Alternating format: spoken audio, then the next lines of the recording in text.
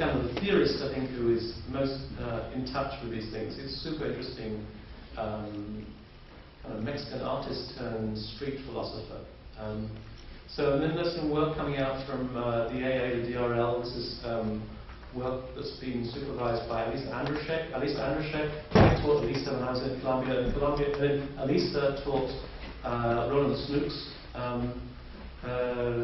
So, I mean, there is some really interesting exploration of these principles coming out from places like the AADRL. Marco Dorigo is a robotics guy. He works on swarm robots, looking at how you get individual robots that come together and like a slime mold actually, and they form bigger bodies. He was also one of the original editors of a book called Swarm Intelligence that came out around 1999, and which everybody now is reading as one of the seminal books. It's what led to emergence, the work of Stephen Johnson. Okay, this manuscript is I gave pass on to Dana. It's not edited. It's full of mistakes, and this is, you can see there's a dummy text in here in Latin. This is some work from Roland from the University of Pennsylvania. He's been running his own studio there, but also operating with Cecil Baumann, looking at these swarm intelligence systems and what they might generate.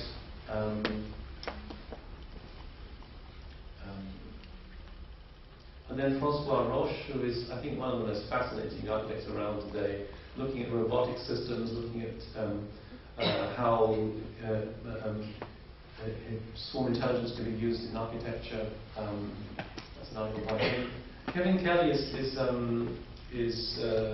was famous because he wrote about swarm intelligence in terms of the economy. He wrote a number of books looking at 10 Rules of the New Economy, and the name of his main book actually, but looking at how, and this is really the way the market operates, the kind of way, the kind of chaos in the market really is through individual investors or agents following other agents, and it's not controllable. And here's an article where he says the bottom is not enough, and I think now people are going to say, well, actually this notion of simply celebrating the bottom up is possibly a little short-sighted. We need to incorporate some top-down decisions in it, otherwise things go completely out of control, like the market itself. But anyway, he's one of many cultural commentators. And TU Delft, Hyperbody, I think Hyperbody were in Minka recently. Cas Osterhaus works a lot on swarm agents. This is the work of Kukuja, which you've seen before. This is a design for a tower they did from my Intercity book, and variations on that, the building we've seen before, and so on. Is there a study in Melbourne? Cecil Baumann, who teaches with Roland at UPenn, and uses some of these nonlinear techniques in engineering.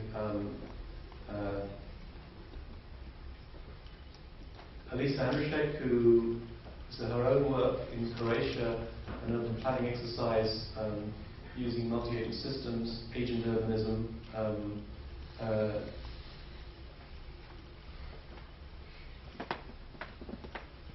And then my work on swarm urbanism, which you've seen already. I also did something on Deleuze and Guattari, because Deleuze and Guattari talk about multiplicities and swarms themselves, and I was trying to extrapolate a logic of how you could, what the work of Deleuze might do to inform this discussion about swarms.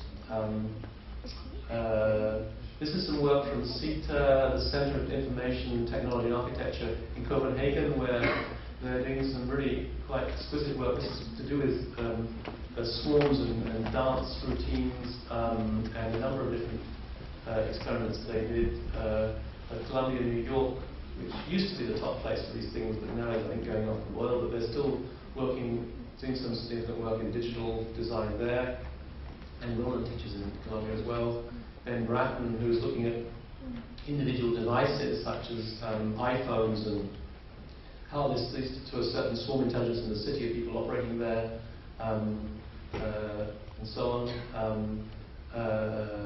This is some work from USC that was done with Roland, using processing to generate towers, and then the work from Zaha's office itself. They've been exploring some of these techniques in terms of their urbanism. Little dark, but you can see the kind of this. I think these one of the products I showed before. How it's informing an urban logic.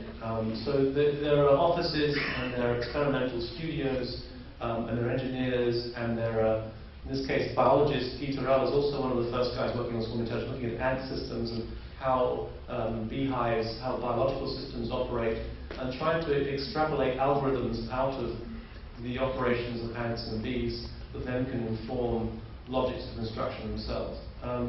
So overall, and then finally, I think this is the last one, maybe the work of UPenn. This is the studio between Cecil Bauman and Rollo Snooks, again showing some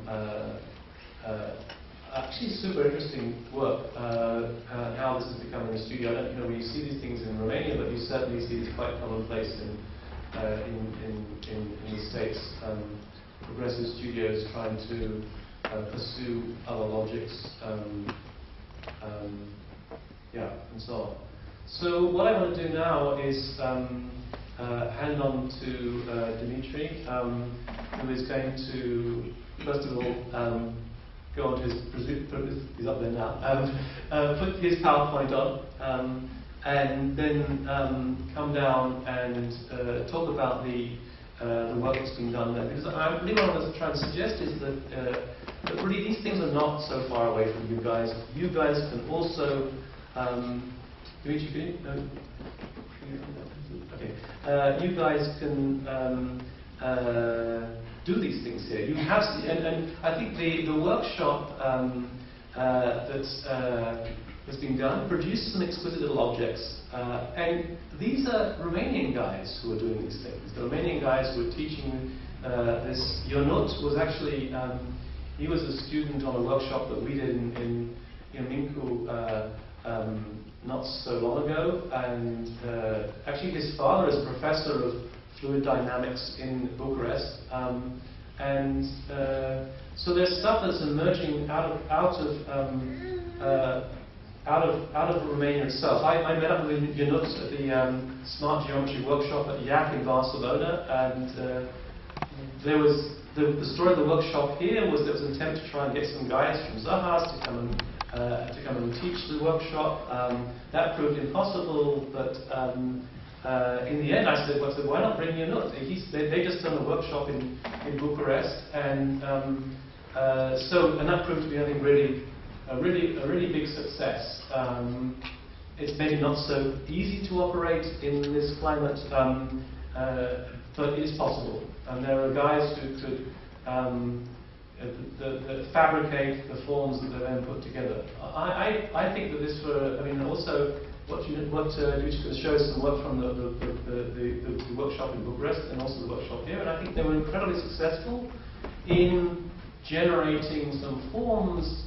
And I think there's an interesting dialogue that's going on in the exhibition space between the two